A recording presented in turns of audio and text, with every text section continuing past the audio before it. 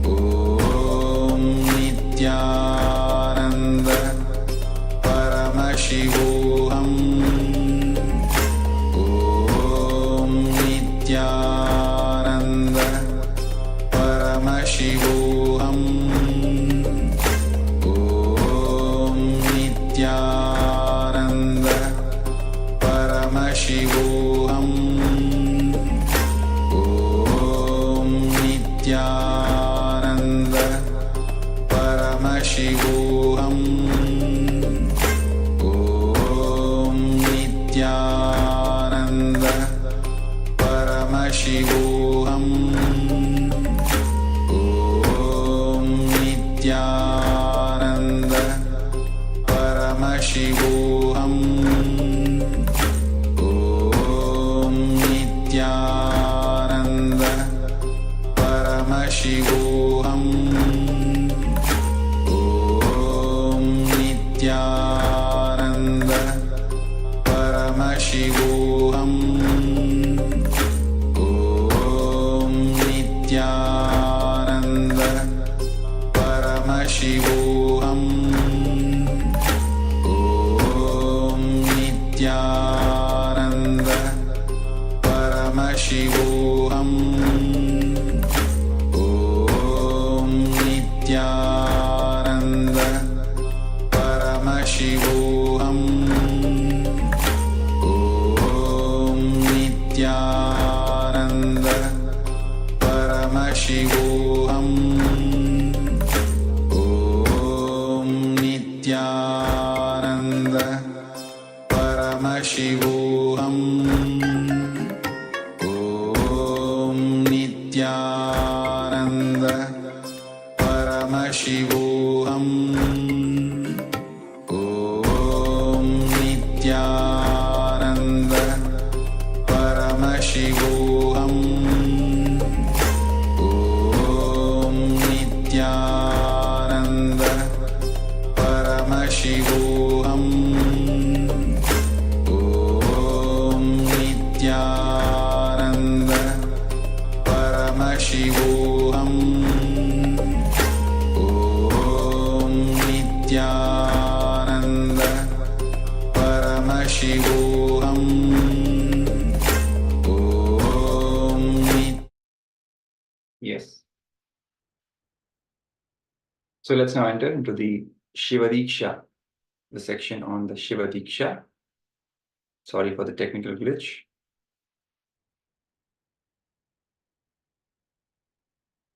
So basically manifesting Paramashiva and Paramashiva's powers with Diksha, with initiation. Paramashiva clearly describes that we human beings are Amritasya Putra, as Swamiji already told in one of the earlier sessions, meaning sons of immortality. We are not sinners in need to repent. We are simply favorite inheritors of the cosmos. Brahmanyam Bahuputradam.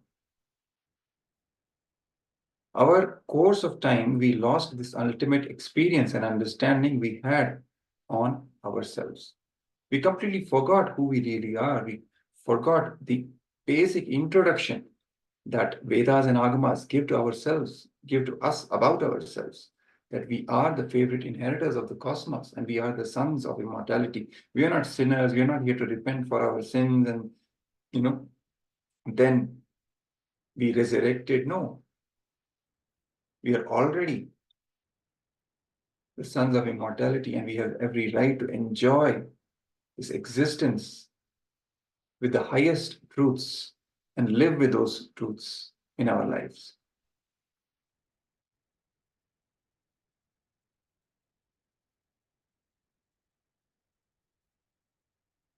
Now, what are these powers of the third eye? Paramashiva is the exuberant cosmic energy of third eye, otherwise known as Agnya Chakra.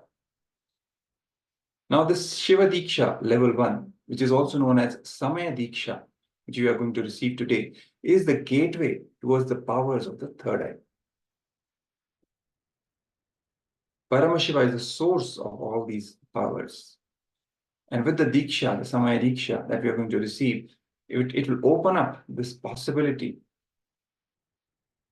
inside all of us to manifest Paramashivatva and all the powers of Paramashiva.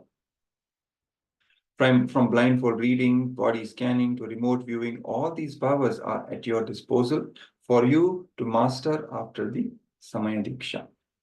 You can manifest all these powers simply, easily, after receiving the Samaya Diksha. Initiation into Third Eye Awakening by the Supreme Pontiff of Hinduism, Bhagavan Sri Nithyananda Paramashivoham, is the first quantum jump, the first initiation of transformation of man to divine.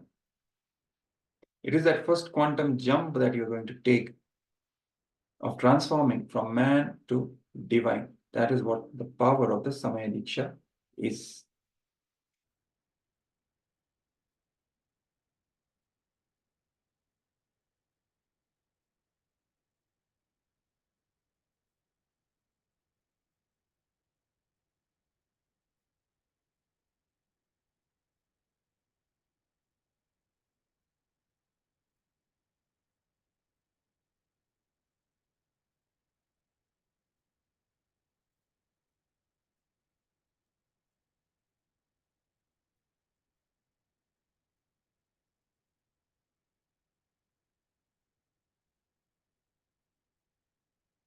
So the origins, the sacred origins of Diksha, of this initiation of Samaya Diksha, are there in the Agamas. Agamas are the Shastras, the scriptures graced by Paramashiva, spoken to Devi, Paramashiva Shakti, bestowing her request, which are the lifestyle and initiations to achieve Paramashivoham, the state of Jivan Mukti. These are delivered vocally by Paramashiva and revealed to us through Devi, Paramashiva Shakti, then Mahavishnu in the Uttara Kamika Agama. This process of Shiva Diksha, which we are going to receive today, is there present in Uttara Kamika Agama, which is a scripture revealed directly by Paramashiva to Devi, Paramashiva Shakti, and then revealed through Mahavishnu. Paramashiva blesses us with explanation on Diksha, that is initiation process, for those who are seeking to lead a spiritual life. These powerful Dikshas are called Samaya Diksha, Vishesha Diksha, Nirvana Diksha, and Acharya Abhishekam. These 4 levels of Dikshas are there in the Agamas, in the Shastras, especially the Uttarakamika Agama. And the first level is the Samaya Diksha.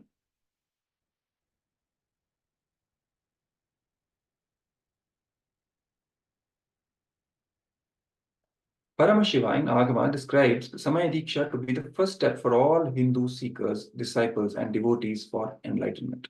So in this journey towards enlightenment, to realize Paramashivoham, oneness with Paramashiva, the first level of initiation that is required is the Samaya Diksha. It is like the entry level, the gateway into this spiritual journey of transforming from man to divine, of becoming Paramashiva.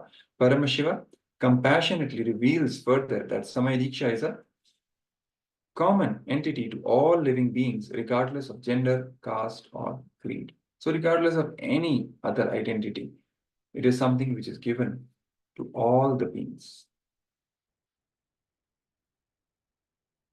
In life, certain profound and absolute truths can never be changed. Whether you understand or not, accept or not, like or not, believe or not, you can change the window or door of your house in whatever direction you want. But the sun rises in the east and sets in the west only. There is nothing you can change about it, nothing you can do about it. So if you deny saying, in our place the sun neither rises nor sets, means the door and window of your house must be in different direction. But that doesn't change the truth of the sun rising or setting. Whether you see the sunrise and sunset or not, the sun is rising and setting. The truth will never change, whether you accept it or not.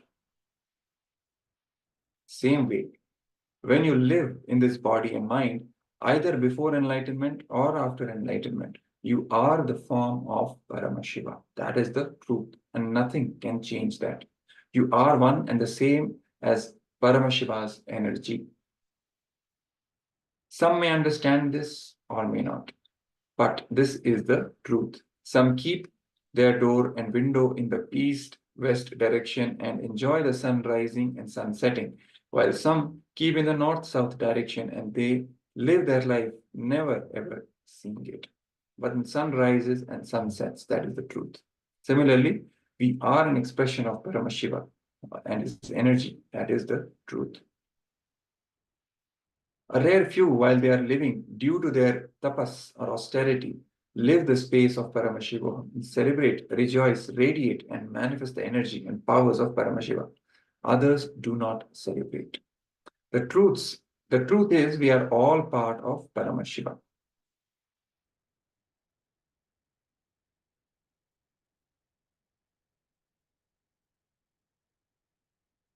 When the Samayi is one who is initiated into Samaya Diksha. When the Samayi follows the prescribed lifestyle that Bhagavan Paramashiva and Guru instructs with integrity, the possibilities of manifesting the powers of Paramashiva will happen in you. So when we are initiated, there are some minimum guidelines that Paramashiva recommends, that our Guru, who is the very embodiment of Paramashiva, he recommends for us to follow. And when we follow those guidelines with integrity, the possibilities of manifesting the powers of Paramashiva will happen in us. Guru gives you the first inspiration, awakens your Kundalini Shakti, and grants you the rights to express the Paramashivatva. He initiates you to achieve your rights, that is Shiva Diksha. It is your right to manifest who you really are, to manifest Paramashiva. And it is your Guru who gives you the right to express the Paramashivatva. He initiates you to achieve your rights, that is the Shiva Diksha. When you receive the initiation from a person who is not enlightened, after the initiation, you need to repeat the mantra continuously on your own effort. Till the mantra merges in you and becomes part of you, you need to go on doing the japa, chanting. But when you receive the initiation from the Supreme Pontiff of Hinduism, Bhagavan Sri Nithyananda Paramashivam, who is the very Paramavatara of Paramashiva, the incarnation, he bolts the mantra into your biomemory itself. You don't need to repeat the mantra as a japa after that. So whatever work you're doing, the mantra japa goes on vibrating in the throat.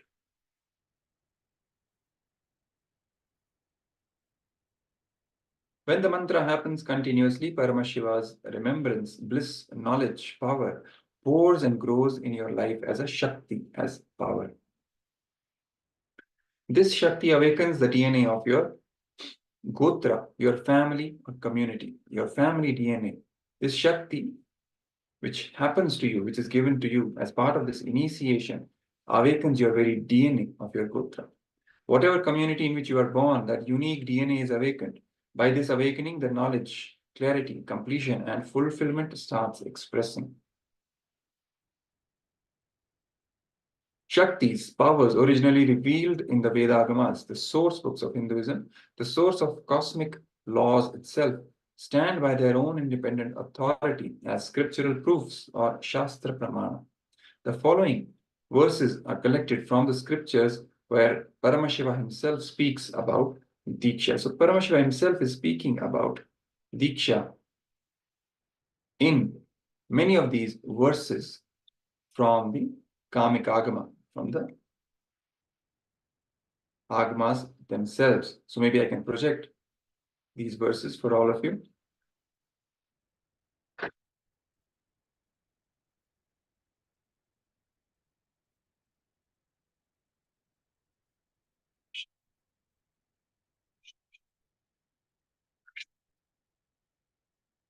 So these are the verses which form the Shastra Pramana for Shiva Diksha, spoken directly by Paramashiva.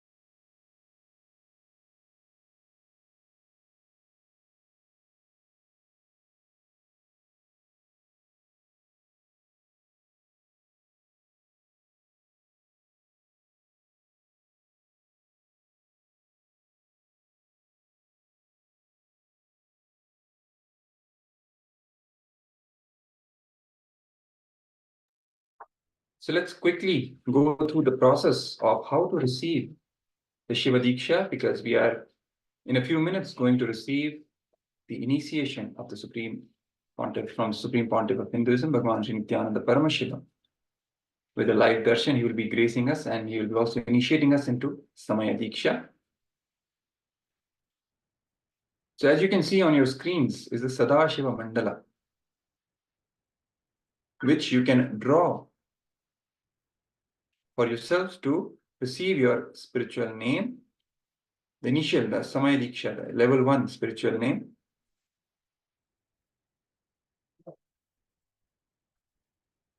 You can draw the Sadashiva Mandala as is being shown on the screen.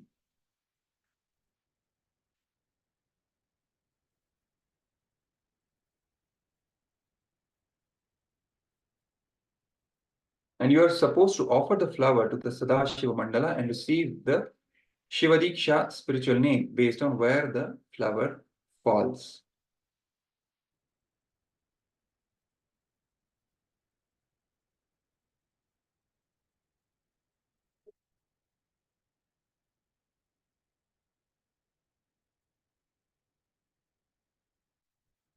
So as is shown on your screens,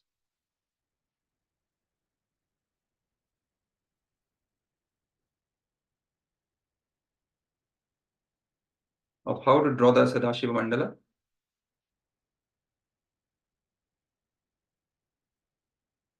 This mandala is drawn on the white cloth only, not on the floor. Rice mixed with soot or carbon deposit from the lamps is what is also being used.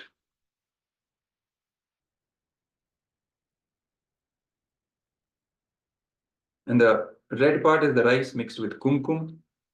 Rice mixed with turmeric is what is shown on the top portion. And the white is the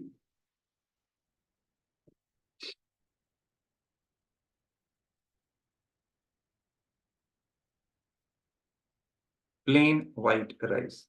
So you're going to draw this with the help of rice on a piece of white cloth. You can quickly finish it.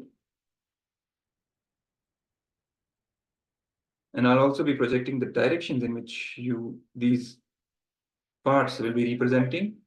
On the top is the west. Sorry. Yes. This is what the directions that are represented by the Sadashiva Mandala. And depending on where the flower is falling, you will receive the spiritual name.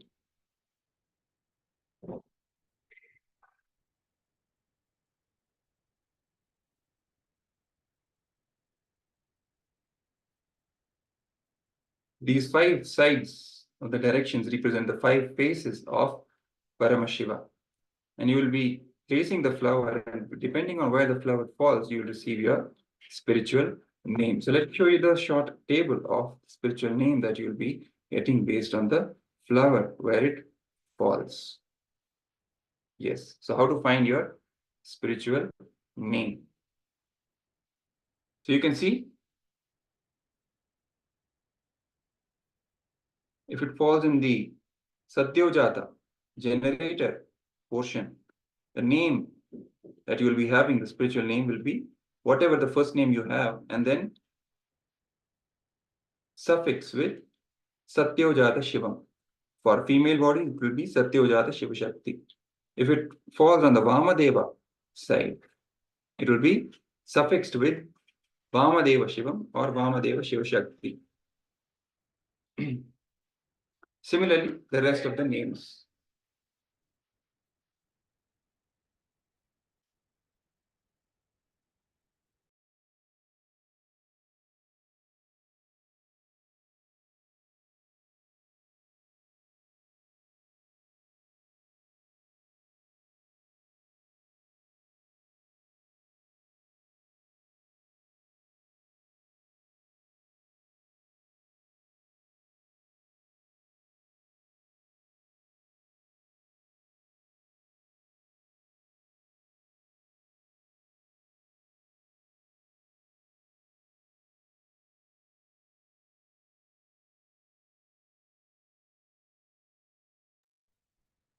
So now we'll be heading on to the live darshan. We'll be preparing for the live darshan, preparing ourselves to receive the Supreme Pontiff of Hinduism, Bhagavan Sri Nithyananda Paramashivoham, and also receive the Samaya Diksha from the avatar himself.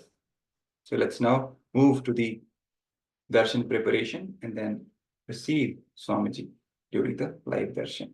So let's now switch over.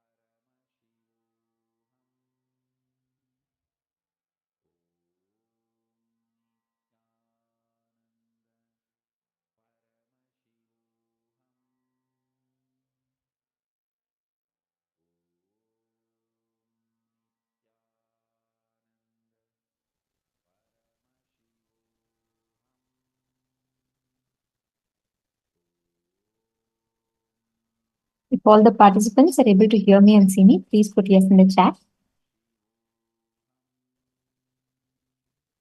Yes, Nithyanandam. Today, all of us are going to be receiving. We also saw an excellent the understanding of the ultimate initiation that we're going to be receiving today, the initiation into Shiva Diksha. And all of us saw how we're going to be receiving this